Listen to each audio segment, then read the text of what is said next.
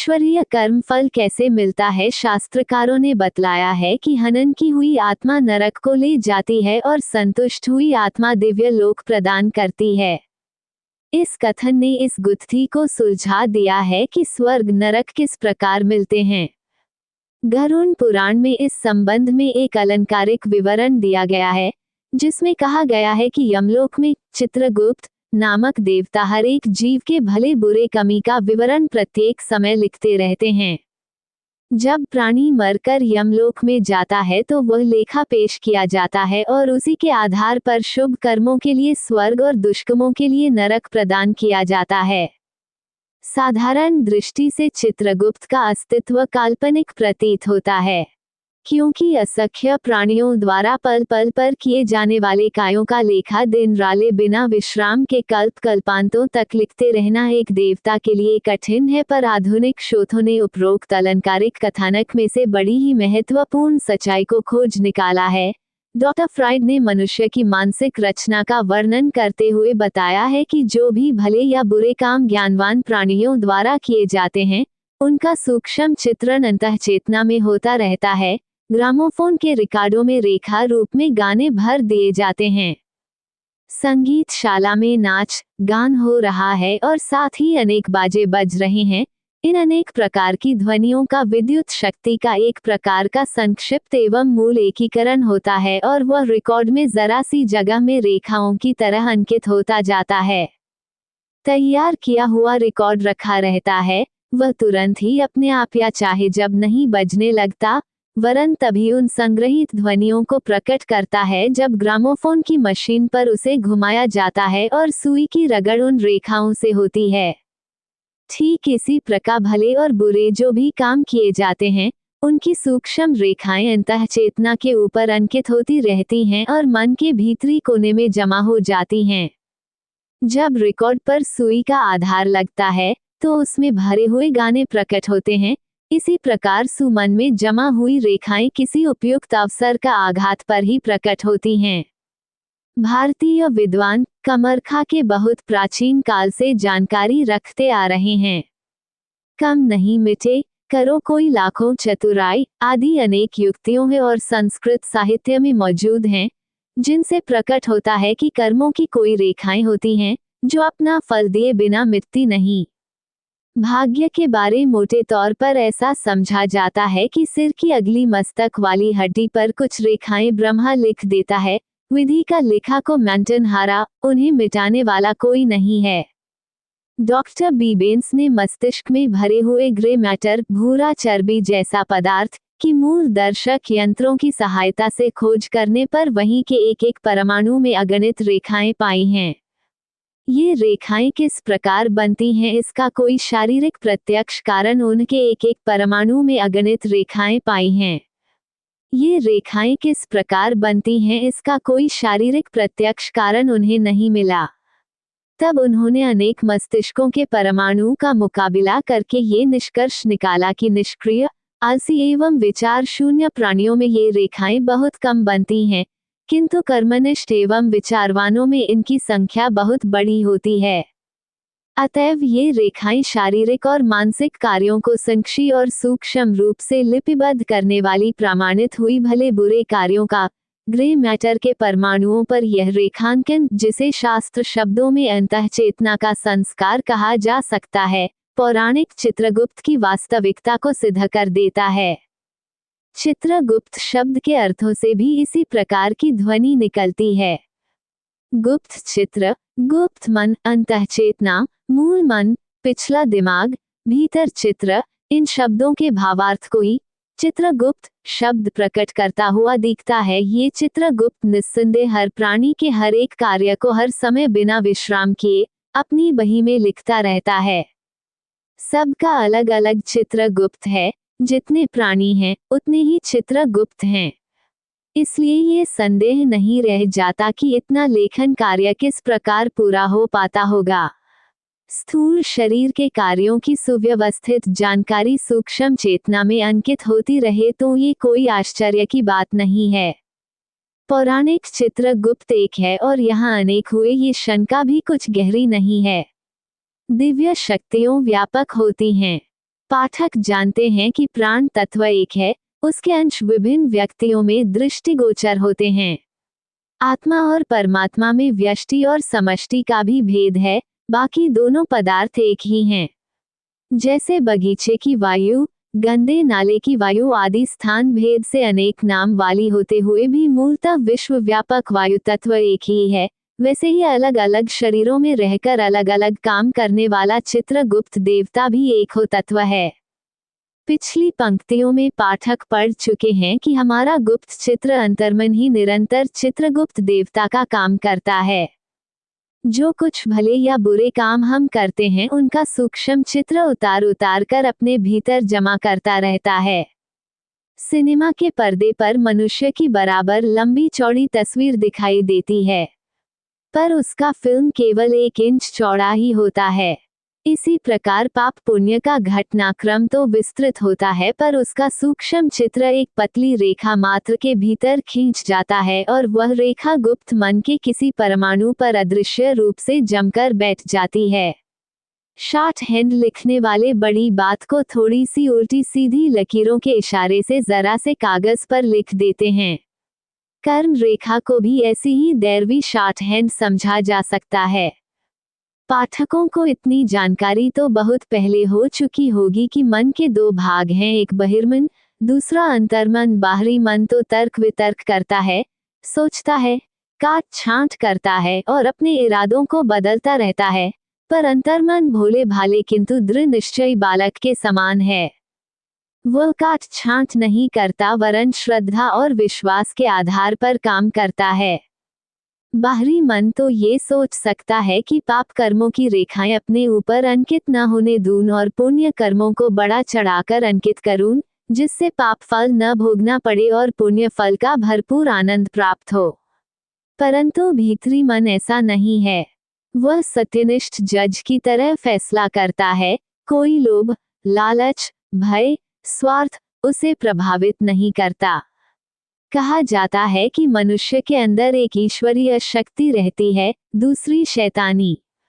आप गुप्त मन को ईश्वरीय शक्ति और तर्क, छल, कपट, स्वार्थ, लोभ में रत रहने वाले बाह्य माँ को शैतानी शक्ति कह सकते हैं।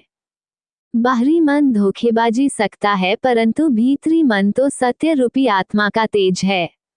वह न तो मायावी आचरण करता है, न छल कपट। निष्पक्ष रहना उसका स्वभाव है। इसलिए ईश्वर ने उसे इतना महत्वपूर्ण कार्य सौंपा है। दुनिया उसे चित्रगुप्त देवता कहती है। यदि यह भी पक्षपात करता तो भला इतनी ऊंची पदवी कैसे पा सकता था। हमारा चित्रगुप्त मन खुफिया जासूस की तरह हर घड़ी साथ साथ रहता है और जो भले बुरे काम किए जाते हैं उनका अमलनामा अपनी खुफिया डायरी में दर्ज करता रहता है। भीतरी दुनिया में गुप्त चित्र या चित्रगुप्त पुलिस और अदालत दोनों महकमों का काम स्वयं ही करता है।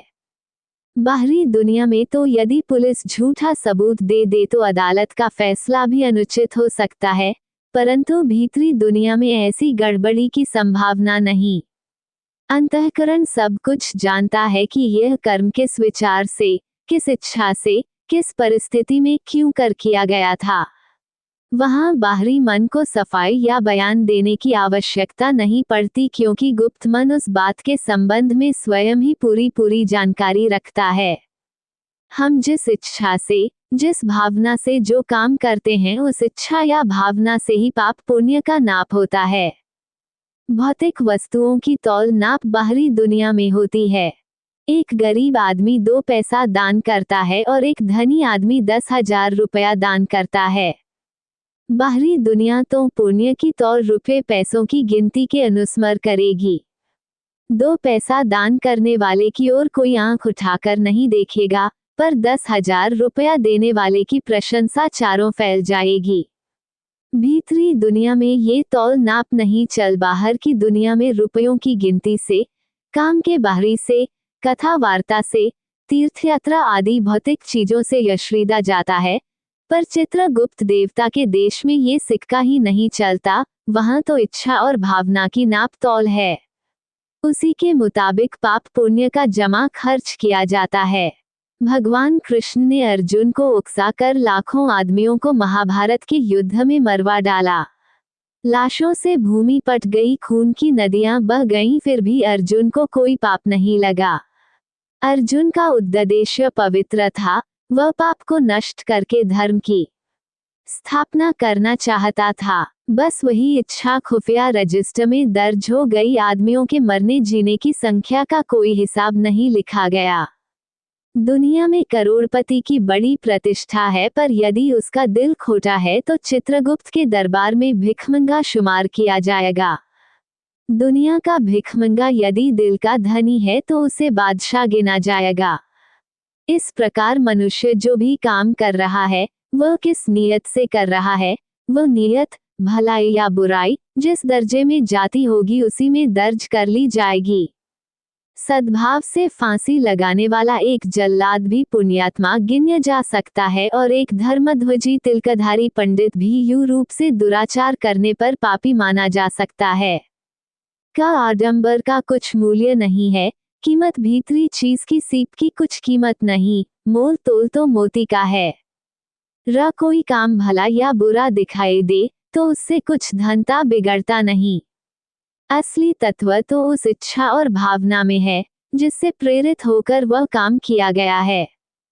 पाप पुण्य की जड़ कार्य और प्रदर्शन में नहीं, वरन निश्चित रूप से इच्छा और भावना में ही है। जलदिस करा गया है कि हमारे प्रार्थना के साथ देकर किसी पक्षपात के हुरे के परमाणुओं पर लिखा करता है, उस लिपि को बोलचाल की भाषा में वक्रम रेखा कहते हैं।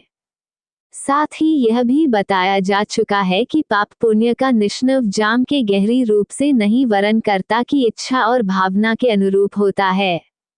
यह इच्छा जितनी तीव्र होगी उतना ही पाप पुण्य भी अधिक एवं बलवान होगा। जैसे एक व्यक्ति उदास नन से किसी स्यामी की सेवा करता है और दूसरा व्यक्ति दूसरे तेयों की सेवा अत्यंत दया, सहानुभूति, उदारता एवं प्रेमपूर्वक करता है, तो बाहर से देखने में दोनों के काम एक समान भले ही हों, पर उस पुण्य का परिणाम भावना की उदासीनता एवं प्रेम तत्परता के अनुसार न्यूनाधिक होगा। इसी प्रकार एक भूखा व्यक्ति लाचार होकर चोरी करता है, दूसरा व्यक्ति मद्यपान के लिए चोरी करता है, तो दोनों के पाप में निस्संदेह च्युतधिकता होगी। चोरी दोनों ने की है, पर दुहता न्यूनधिकता के कारण पाप भी उसी अनुपात से होगा। इस संबंध में एक और भी महत्वपूर्ण बात जान लेने की है। इस व्यक्ति के लिए अलग अलग कानून व्यवस्था है। रिश्वत के मामले में एक वपरासी, एक क्लर्क, एक मजिस्ट्रेट, 3 आदमी पकड़े जाएं तो तीनों को अलग अलग प्रकार की सजा मिलेगी। लांभक है चपरासी को डांट डपट सुनाकर ही छुटकारा मिल जाए, पर मजिस्ट्रेट का खस्ती हुए बिना नहीं रह सकता, राई उसकी बड़ी जिम्मेदारी है। एक असभ्य भील शिकार मारकर पेट पालता है, अपराध उसका भी है, परंतु अहिंसा का उपदेश वाने वाला पंडित यदि चुपचाप बूचर की दुकान में जाता है तो पंडित को उस भील की अपेक्षा अनेक गुना पाप लगेगा। कारण यह है कि जान वृद्धि करता हुआ जीव जैसे जैसे आगे बढ़ता चलता है वैसे वैसे ही उसकी अंतः चेतना अधिक स्वच्छ हो जाती है। मैले कपड़े पर थोड़ी सी धूल पड़ जाए तो उसका कौड़ खासा प्रभाव नहीं पड़ता, परंतु दूध के समान स्वच्छा हुए कपड़े पर जतसा बब्बा लग जाए तो वह दूर चमकता है और बहुत बुरा मालूम पड़ता है। इसी प्रकार अशिक्षित, अज्ञानी, असभ्य व्यक्तियों को कम पाप लगता है। ज्ञान वृद्धि के साथ साथ भला बुरा समझाने की योग्यता बढ़ती जाती है। सत असत का, कर्तव्य अकर्तव्य का विवेक प्रबल होता जाता है, अंतःकरण की पुकार जोरदार बनती है। इस प्रकार उत्तमोन्नति के साथ साथ सदाचरण की जिम्मेदारी भी बढ़ती जाती है।